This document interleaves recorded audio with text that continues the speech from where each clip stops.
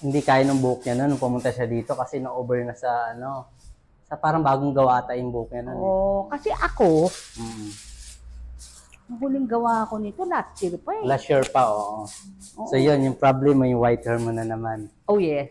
So gawin ko, kasi nag-fade na yung last na ginawa ko sa'yo, ito-tone down lang natin. Oo. So gagawin ko dito, parang may pagka-gray. Oo. Parang lilac gray. Oo. Para pagka tubo niya, Oo, ganun pa rin yung tubo niya. ganun pa rin. Oo, hindi high maintenance. Naiinis lang ako dito, bakit ito, naging kasi ganyan? nagbablend na So siya ano eh. kaya pwede kong ilagay na shampoo dyan? Yun yung Purple shampoo, purple. ma'am. Meron pa tayong purple shampoo. Yun ang gagamitin mo. Oo. Ginagamit ko yung L'Oreal eh. Pwede naman yun. Pero sa akin kasi toning na siya eh. Okay. Sige. So yun. Tapos yung gupit mo, ayusin ko na lang ulit Yes. yung gupit Ilagyan mo dyan ng body. Kasi wala nang volume. Wala na. Sige po.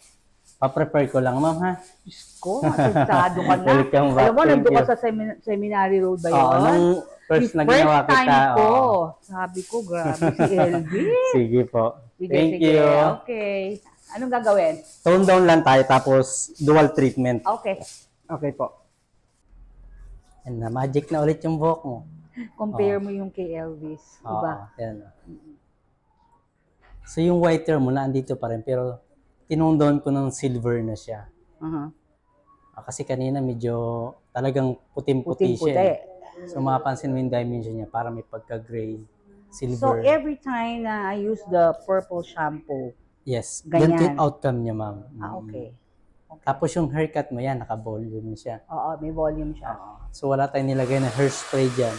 Wala. Wala. Hindi ako naglalagay ng kung ano-ano. Yan, nilagyan ko lang siya ng konting argan. Para pag, yan, ginaganto mo siya, medyo malambot. Kamusta? Ganda! Di ba? Yes! 10 years young.